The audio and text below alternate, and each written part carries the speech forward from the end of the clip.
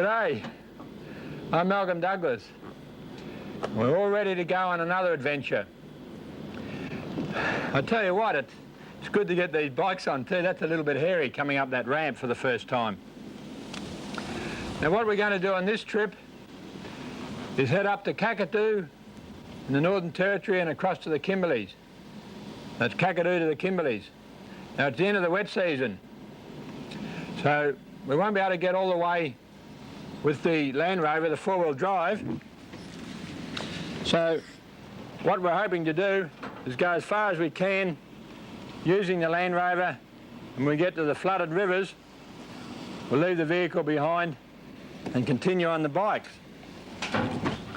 Now, what we're going to do is blow up an inflatable boat, build a little ramp on it, get these bikes across the rivers on the platform, on the little dinghy, then let it all down, put it on here and continue on.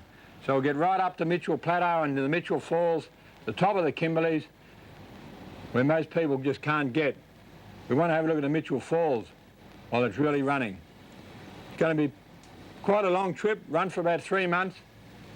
All we have to do now is tie these bikes on and we can get going. Malcolm and his mate Jack Nixon will spend the first month in and around the Kakadu National Park in the Northern Territory. Travelling west, they'll explore the Kimberley region of WA, a journey through two of the most spectacular areas of Australia. Tropical rain squalls intensify as they reach the coastal region east of Darwin. Off the main roads, it's still a vast wilderness, hot, humid and hauntingly beautiful. Malcolm and Jack plan to reach many of the areas normally inaccessible to the average traveller. Well, the wet season is almost finished in the top end, and all the low country's underwater. In fact, it's very hard to see these wetlands. You can't drive around. It's not much fun walking around like this. You can come and have a quick look around, but the leeches are exceptionally bad. You can go on guided tours through some of the areas like Kakadu and South Alligator and Adelaide River, but there is one very dramatic and exciting way of having a look at this country, and that's by helicopter. Now we're about an hour and a half out of Darwin and we're heading for Woolner Station. In the morning, first light, we're going out across the wetlands in a helicopter, and that's going to be a great trip. And I'm going to get out of this water because the leeches are very bad. These warm northern waters teem with leeches, and it's impossible to move through the swamps without attracting them.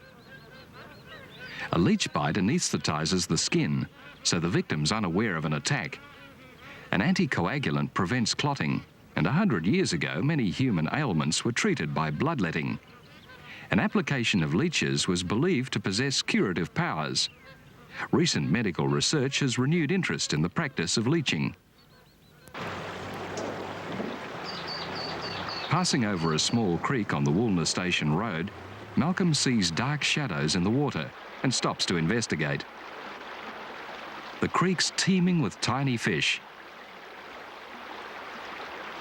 A cement culvert has stopped their migration to the headwaters, and the strongest, driven by fierce instinct, struggle to jump the barrier.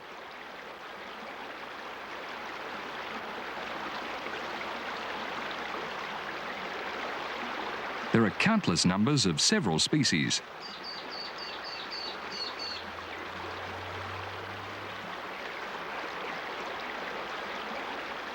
Jack takes a close look and is amazed by the multitude. Up against the culvert, there are even more fish. One scoop with a Hessian bag produces a staggering number. The strongest will survive, overcoming this man-made obstacle. But a small race should have been constructed to allow for uninterrupted migration of fish and other aquatic creatures. Malcolm will use Woolner Station for his base over the next few weeks. At the station, they meet Simon Taylor, the helicopter pilot. And at first light the following morning, it's out across the wetlands.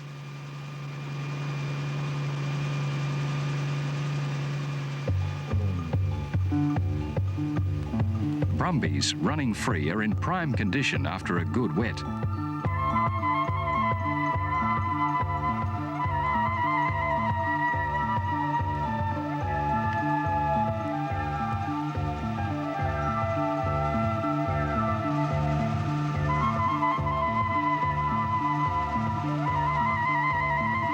Once station-bred horses, they now run wild across the plains. Their numbers are rapidly increasing, and sadly, there is talk of culling to reduce their numbers.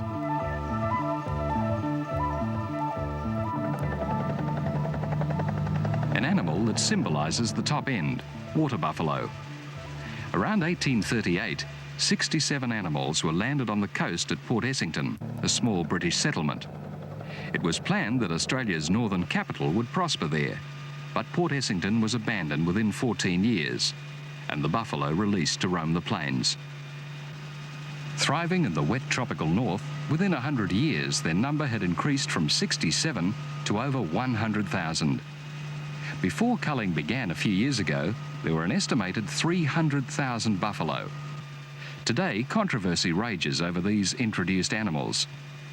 Tourists love to see the herds in the wild, but the buffs are an ecological disaster and in many places have had to be exterminated. Here at Woolner Station, buffalo are mustered annually. Slowly, the herds are being domesticated and the meat used for human consumption. Many thousands of young buffalo have been exported back to Asia.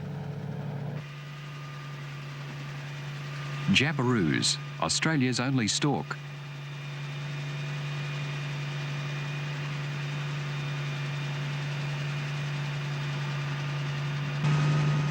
The men are looking for another of Australia's feral animals, pigs. Introduced as food for the first colony, they're now the most destructive and potentially dangerous animal in the bush. A declared pest in all states, in a favourable season they can increase their population by 60% annually. If an exotic disease such as foot and mouth were introduced, it would be a national disaster, so every effort's being made to control these ever-increasing numbers of wild pigs.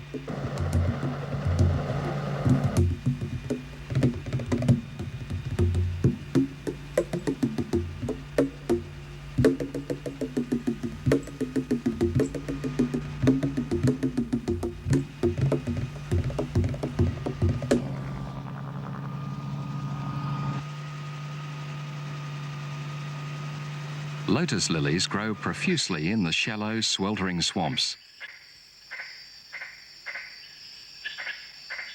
These magnificent wetlands are constantly threatened by the buffalo and pigs.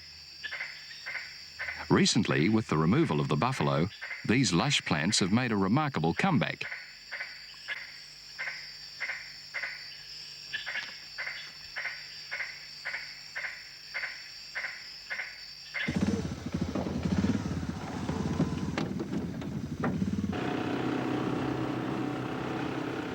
Leaving Woolner Station, Malcolm and Jack set out for the coast, where at this time of year the fighting barramundi school in the tidal reaches. With sufficient gear for a few days, they cross the open country stretching to the sea, following tracks gouged out by the roving buffalo shooters. Malcolm and Jack, on their wide-tide bikes, negotiate the floodplains with ease.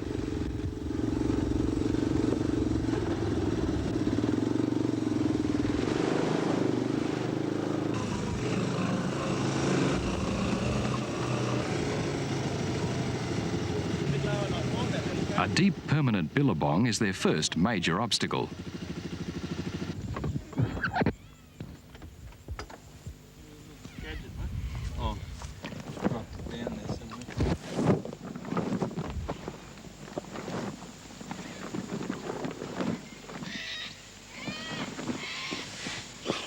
Within minutes, the inflatable's ready to ferry the bikes across.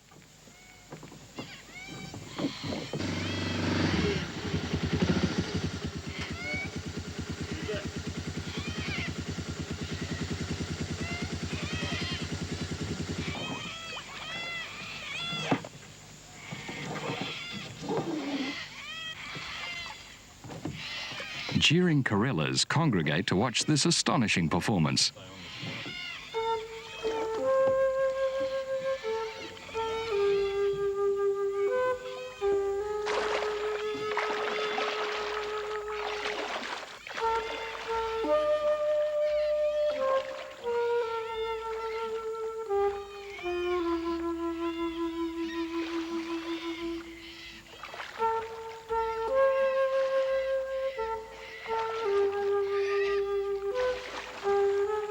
Ferrying the bikes this way, country normally inaccessible at the end of the wet, can be easily traversed.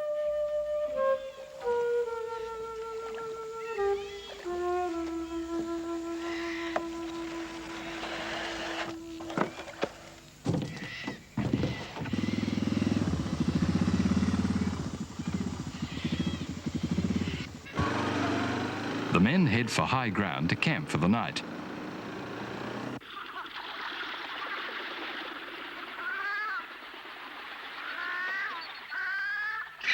The rains have eased, but it's still oppressively hot and humid.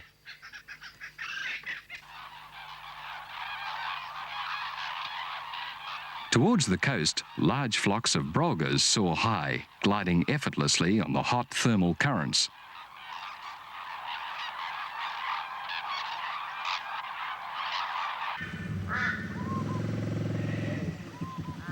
Malcolm spots a snake. It's a large olive python.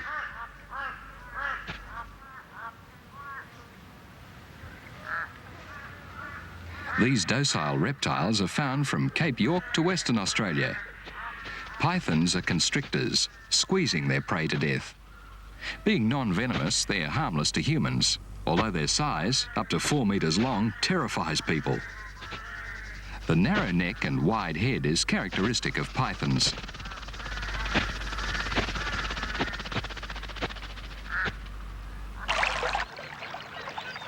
Reaching the tidal estuaries, Malcolm seeks out the elusive barramundi. Nearby, a slight movement attracts his attention. He's disturbed a crocodile. With an intense fascination for crocs, he follows the trail. Alarmed by Malcolm's presence, it has charged off.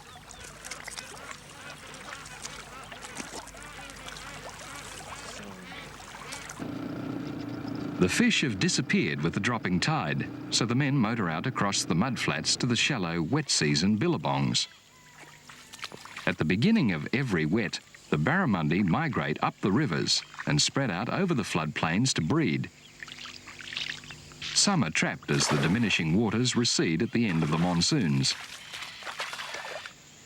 Although many survive in the permanent billabongs, shallow waterholes like this one dry up, and by September, literally thousands of barramundi perish. But for now, they offer good sport and fresh meals for Malcolm and Jack.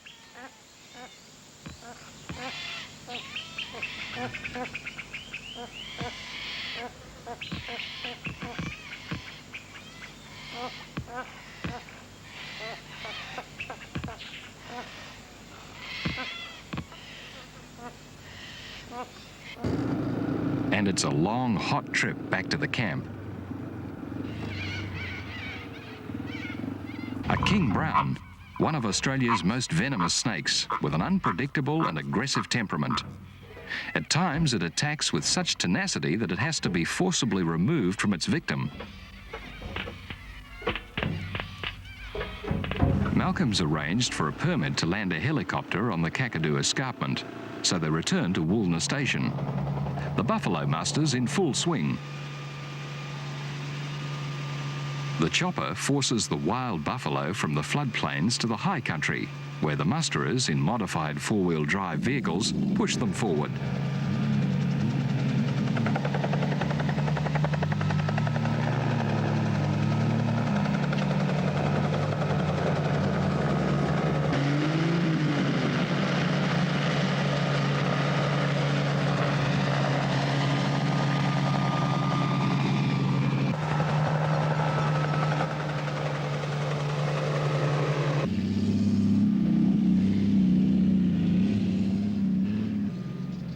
Long Hessian wings guide the animals into the yards.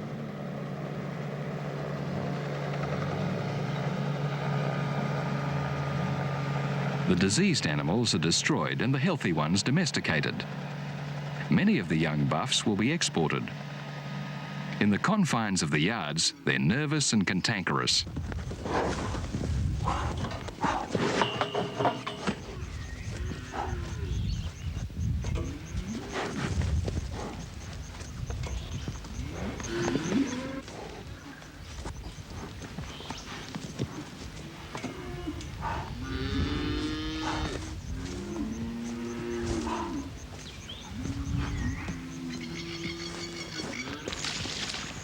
But if captured young or domestically bred, buffalo are easily tamed and quite different from their wild relations. Buffalo produces a high-quality meat, and farming them is a thriving industry in the Northern Territory, where European breeds cannot cope as well with the tropical environment.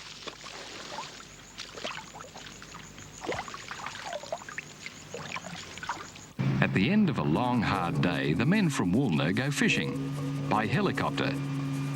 With the sun low in the western sky, the wildlife's on the move again. Below, a dingo at full stretch.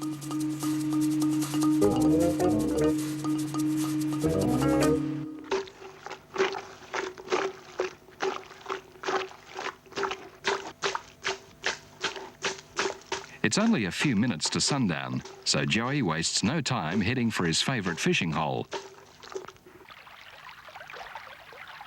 The barramundi are on the bite.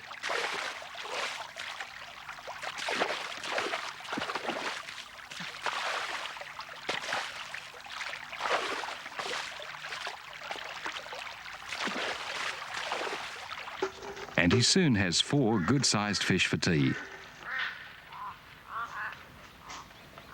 Joey's parents own Woolner Station and the helicopter, so he's able to fish where no one else can go.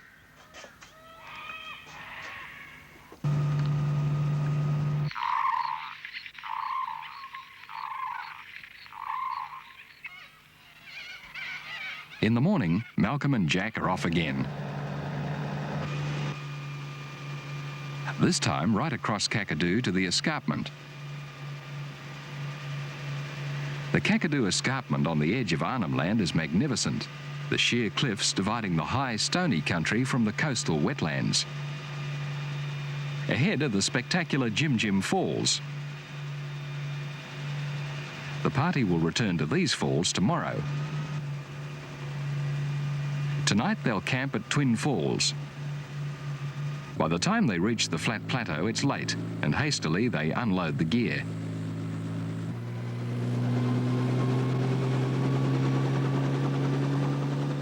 Simon heads back to base for refuelling. At this time of the year, all roads and tracks into this region are closed to traffic, so a helicopter's the only way to visit the backcountry.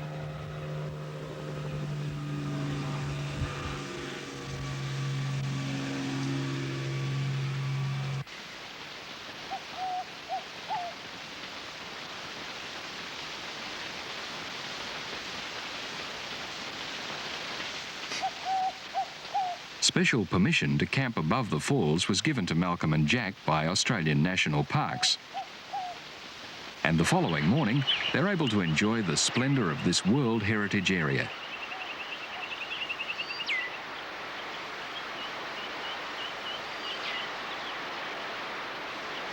The streams run off the plateau, cascading down over immense rock slabs to the valley floor.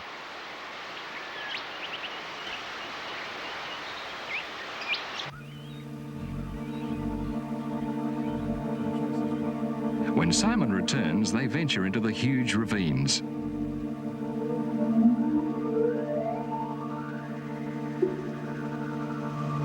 Ahead, Twin Falls.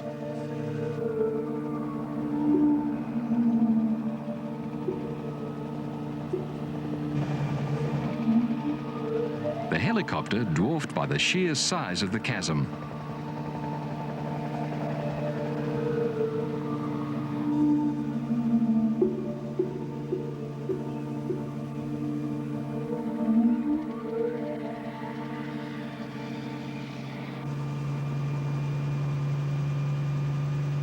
It's a quick trip back to the campsite to collect the gear and then across to Jim Jim.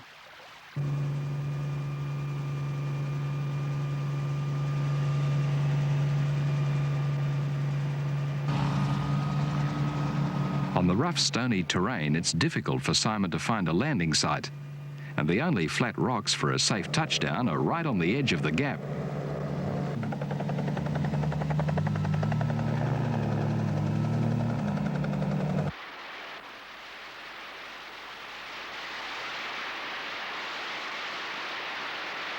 The view from the top is dazzling.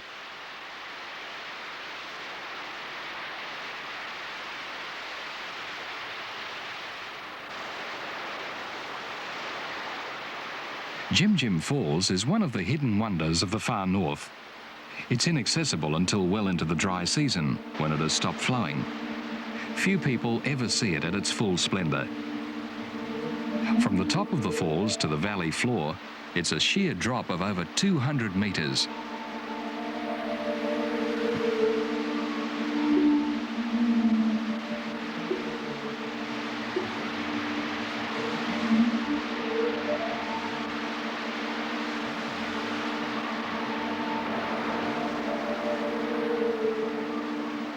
Malcolm and Jack hike around the escarpment to the very edge of the precipice. A breathtaking view.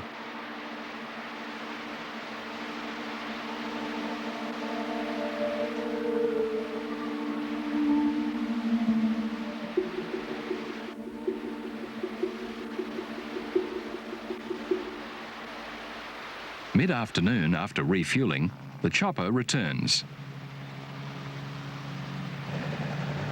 And again, it's a tricky landing.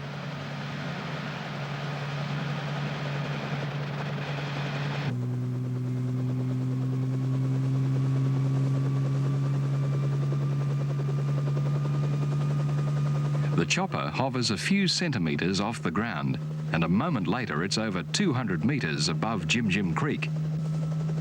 An exhilarating experience if you have a head for heights.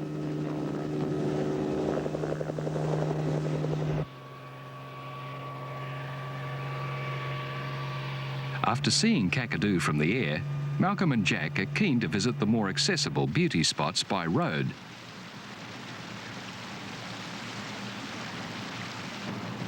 Leaving Woolner Station, they arrive again at the creek where, a few weeks ago, there were teeming masses of fish. Now they've gone, and the pied herons and egrets clean up the stragglers.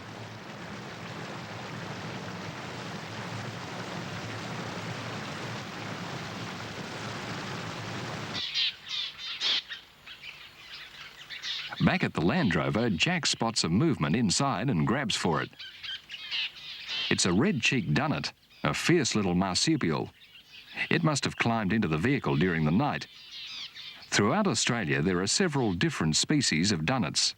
They're often mistaken for mice, but these mammals carry their young in a pouch and have this distinctive strong jaw with large canine teeth. Like so many Australian native animals, there's still much to learn about dunnets. With the easing of the monsoon, the roads through Kakadu are open again, and Malcolm heads for Obiri Rock. Now here's one of our popular mates of the Kakadu area, the frilled lizard. It's very warm today and he's very active. You can see how he's getting that frill up. He's very aggressive. Now if I show him a hat, they often bring their tail around and he's spitting and snarling. Now these are the ones you get in the Northern Territory and the Western Australian area. The Queensland one is very dull in the frill. These ones are a lot brighter. And a lot of people say to me, why don't they see the frilled lizard when they come up here? Well, most people come up in our southern winter, that's the dry season. You don't see them so much. They're a lot more active in the wet season. Just the end of the wet now, it's very hot, very steamy. That's while he's out. He'll see how he's using his tail there to have a go at me? What's this? He'll just, look at that. Brings that tail up. If you see these guys, they're more fright than bite. They will give you a bit of a nip. I don't know whether you can hear him hissing. Uses that tail. Just see if we can pick him up. Get a nice look at that frill. Come on, mate. Got very sharp claws. There we are. You'll settle down here in a minute. Now, come on. There we are. There we are. So he's more interested in the hat. Now don't you bite me on the nose. We might just leave him alone. and go and have a look at Iberi Rock. See you later, mate.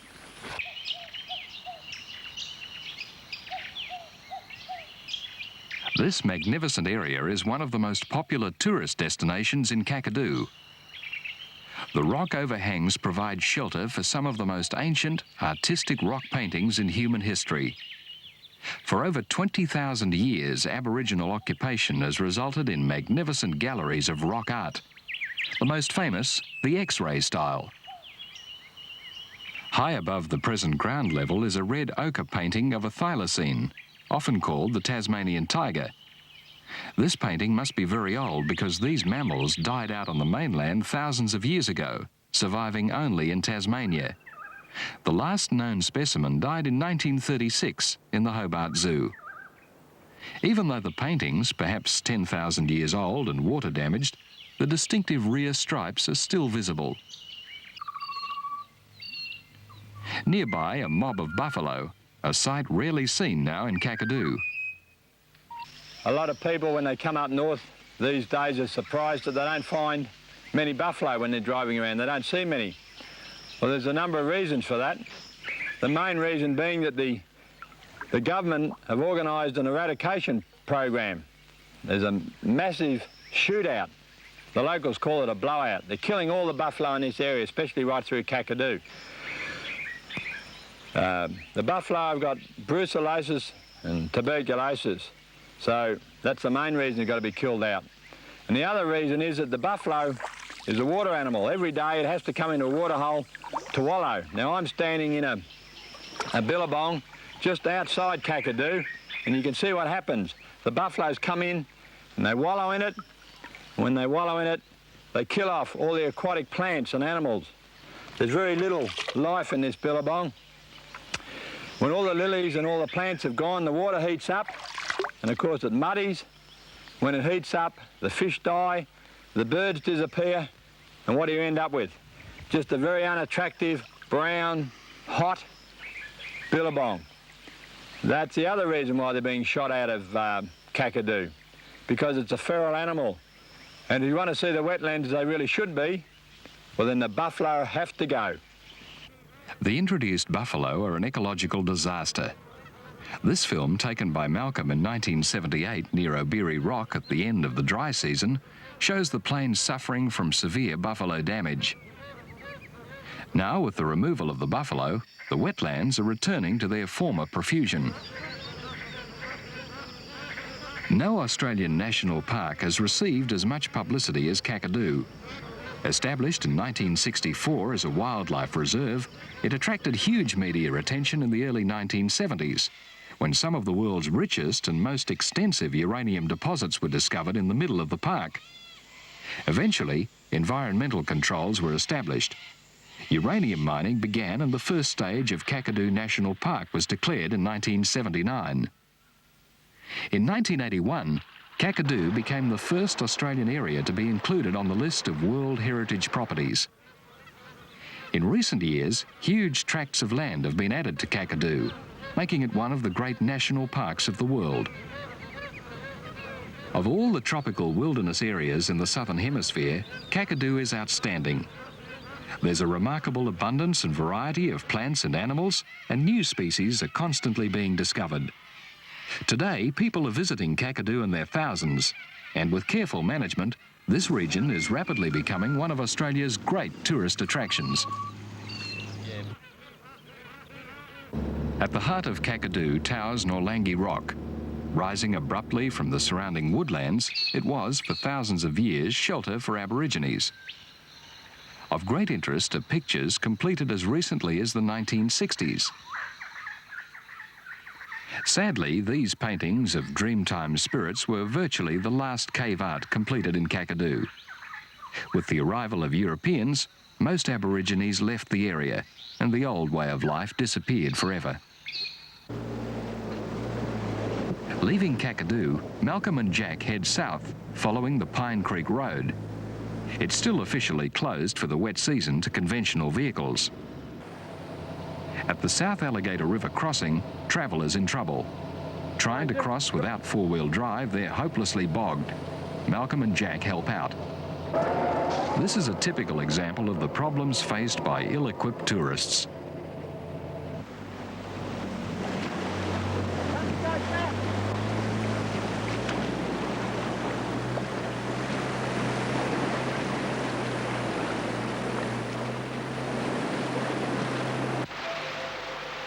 Their next stop is UDP Falls on Waterfall Creek, a picturesque area that has been included in Stage 3 of the Kakadu National Park.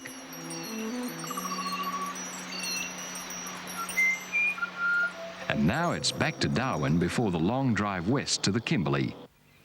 Throughout the north, huge termite mounds dominate the landscape. These anthills in the Northern Territory, the largest in Australia, are found up to 7 metres high. It's estimated that some could be over 100 years old. Amazingly, this tree has survived, as the colonies built right around the trunk.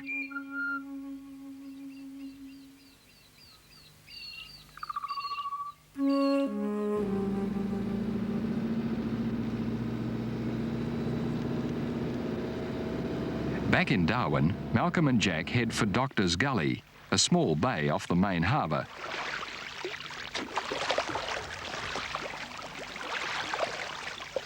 Here, a curious relationship has developed between humans and fish. On the high tide, the schools swim in to feed on bread supplied to the tourists. Back in the 1960s, a local resident threw some crusts into the water. A few mullet promptly gulped the bread and soon learnt to return on the rising tide for a meal. Gradually, their numbers increased, and now there are over 20 species crowding the water. The large green-coloured milkfish and mullet are the most common. It's been declared a marine sanctuary, so don't think you can drop a line in here.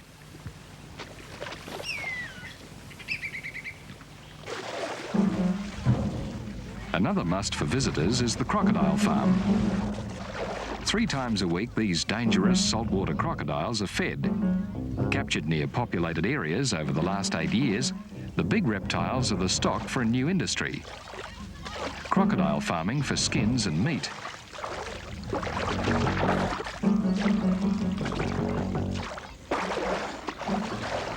Saltwater crocodiles are recognised man-eaters, and their speed and agility when attacking is vividly demonstrated, even when the prey is a dead chicken.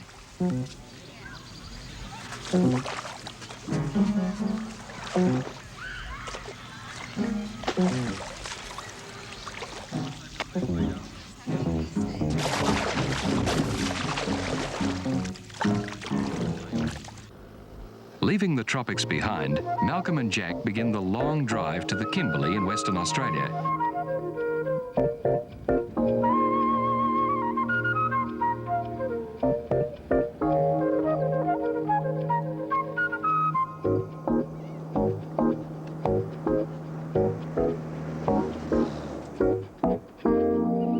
They enjoy 2 days of pleasant driving.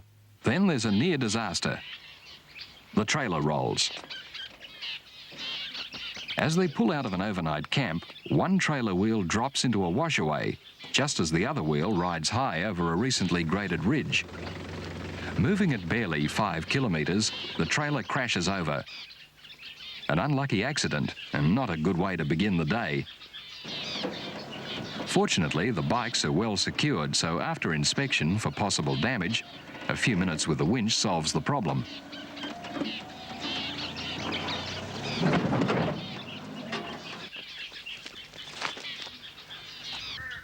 And apart from a few minor repairs, all's well.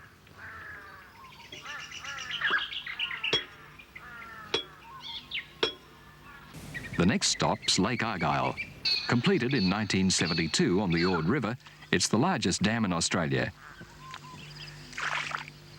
Just as it was finished, Cyclone Sally ravaged the region and the river system flooded. The dam filled quickly, and the Western Australian Wildlife Authority swung into action to rescue stranded animals. Malcolm worked with the team as they battled intense heat, relocating distressed wildlife.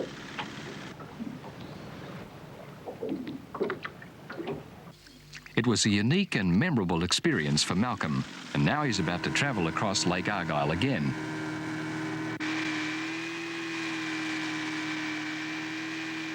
This time he's out on the vast inland sea to look at an industry that's developed since the dam filled: professional fishing.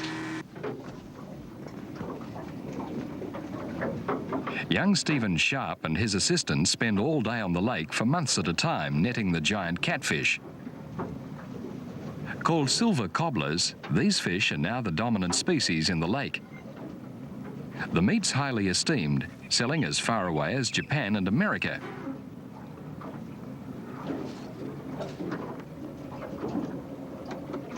Every 30 minutes, the nets are checked and reset.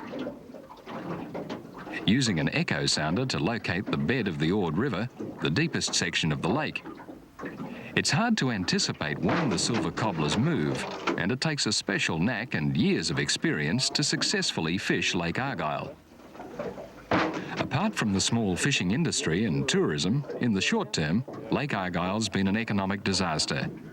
But in years to come, this amount of fresh water, 8 times the size of Sydney Harbour when full, will be a precious asset for Australia. 80 kilometres from the lake at Kununurra is the diversion dam, established to irrigate the fertile Ord River floodplains. The original cotton and rice crops were failures, but new crops such as bananas and rock melons are good money spinners.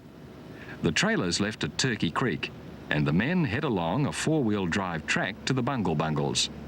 Malcolm first visited them in 1986 and was so fascinated he's determined to see them again. Wet season washaways are dangerous, so Jack marks them clearly for travellers who'll use this track during the dry season.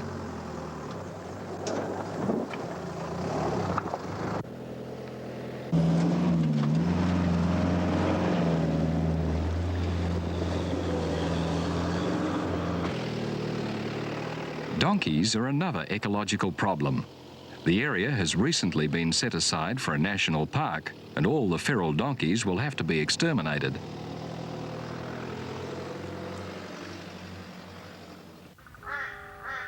Ahead loom the bizarre Bungle Bungles. Until recently, these extraordinary sandstone formations were only seen by local pilots and stockmen mustering cattle. Now, 4-wheel drive travellers have discovered this extraordinary place.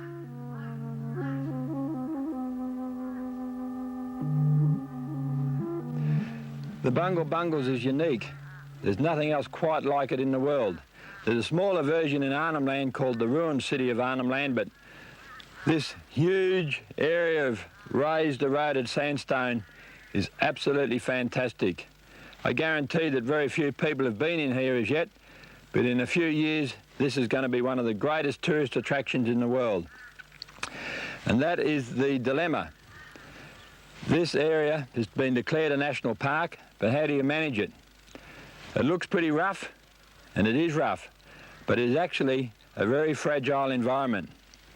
Just have a look at these rocks. Now, all this is a very fine white sandstone. It's not black and it's not orange. When you get back and you see that very distinct tiger-like banding of orange and black, that is actually layers of silica and algae. It's a veneer right round all these rocks. So this veneer of algae and silica has actually protected the very fine sandstone for millions of years. Now right here in front of me, you can see the white sandstone. Now, if I just touch it, it just literally crumbles away in my fingers. And this is the problem with the bungles. It is a very fragile ecosystem. Now, what's going to be done about it? Well, the Department of Conservation and Land Management in Western Australia has declared all this area a national park, and at the moment they're working out a management plan for it. When you come to the Bungle Bungles in a few years, and I know you will on your round Australia trip, don't think it's your divine right to climb up these and to go crashing up the gorges in your 4-wheel drives, because you can see not what one person's done here. When you get tens and thousands and hundreds of thousands of people, we're going to wreck it. And think about that, and we've got to preserve the Bungle Bungles for the future generations. 350 million years ago, the Bungle Bungle sandstone massif was pushed up from the ocean. Erosion and weathering have formed an incredible landscape. The southern end is the most spectacular. Piccaninny Gorge, a narrow, sinuous valley.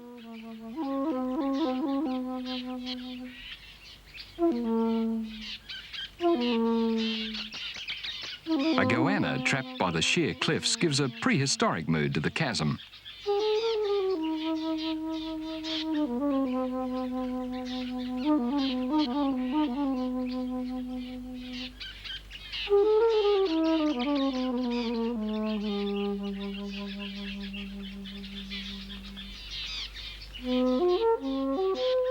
There's no permanent water in the bungles, but after the wet season, temporary pools are replenished.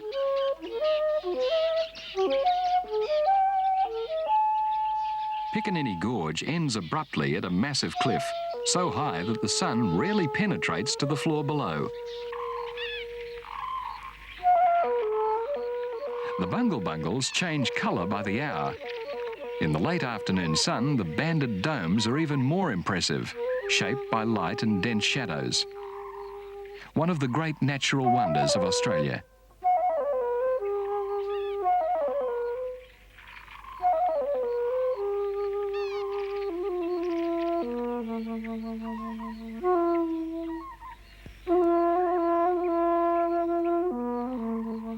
An environmental impact study and management plan is being formulated for this whole region. The new track out of the bungles is already washed away, and after more rain will be impassable. New tracks will be scoured out and the damage compounded. Access must in the future be strictly controlled. The Land Rover's the first vehicle through after the wet season, and the grass seeds are exceptionally bad.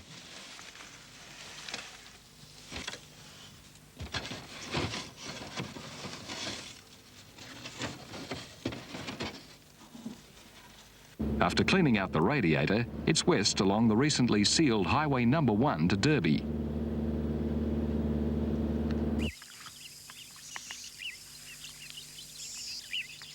Derby's no mecca for tourists. Sprawling above the mud and mangroves of King Sound, it's a service centre for the West Kimberley and gateway to the wild gorge country.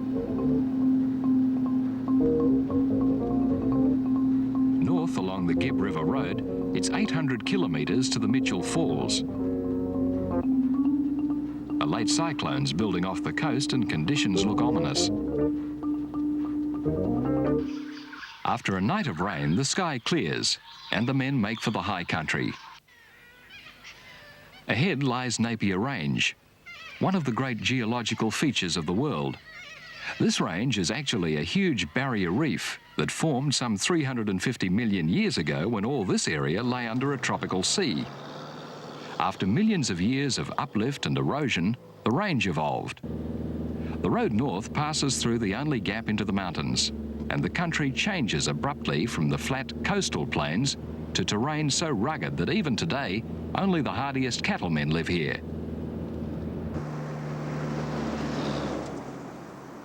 This is the King Leopold's, the vivid colours so typical of the Kimberley.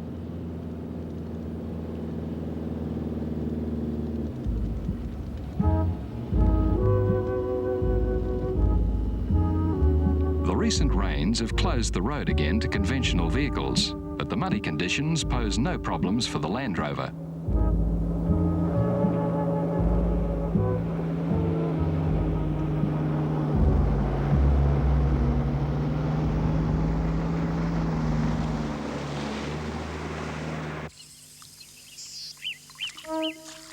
A twisted boab dominates Galvin's Gorge, a magic place. No other part of Australia is quite like the Kimberley. Harsh terrain, bewitching colours, and surprisingly delicate beauty.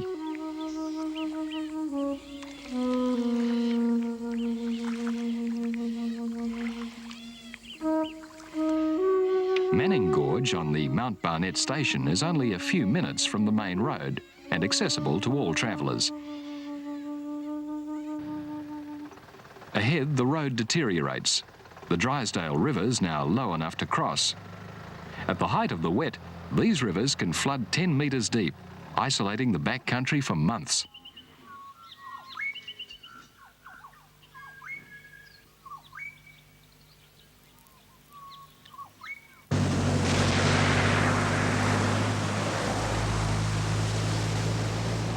Their first major barrier to the Mitchell Falls. The King Edward River is still rising after the recent cyclonic rains. Malcolm checks the riverbank for a safe place to cross.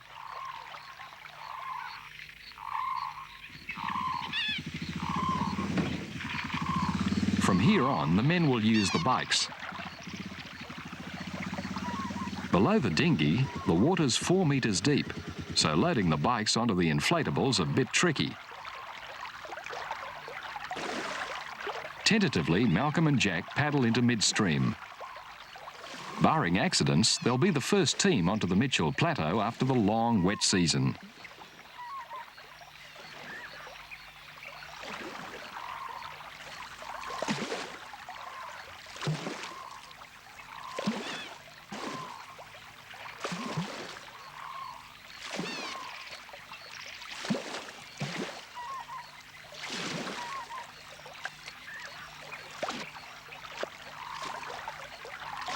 And now, scenes from part 2 of Kakadu to the Kimberley with Malcolm Douglas. After successfully crossing the King Edward River, the men negotiate the rough track to the Mitchell Falls. An accident almost brings their journey to an abrupt end. Returning south, they stop off at the local cattle stations, then head for the Winjana Gorge. At Malcolm's Broome Crocodile Park, they build huge traps and spend weeks trapping alive dangerous rogue crocodiles. Then it's a long journey far along the Kimberley coast exploring the tidal gorges.